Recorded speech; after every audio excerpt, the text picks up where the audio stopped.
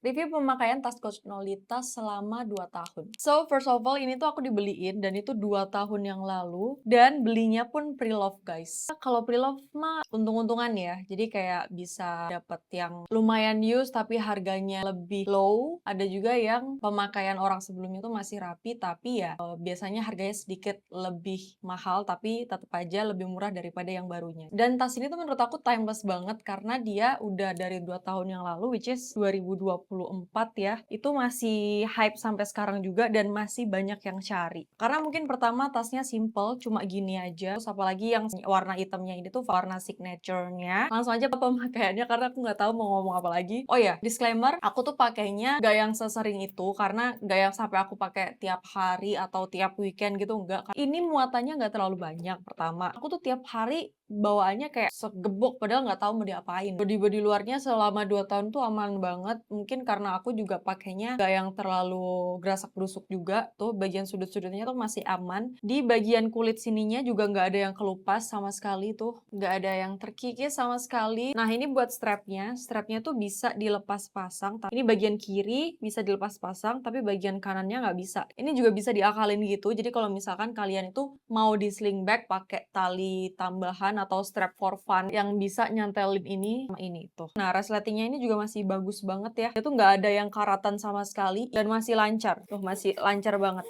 Nah, ini buat bagian dalamnya. Mungkin bagian dalam memang kain biasa bukan leather ya. Terus ada beberapa card slotnya tuh. Ada bill ya biasa lah ya cewek naruh bill tapi nggak dibuang-buang gitu. Cuma itu aja udah main compartment and then pocket.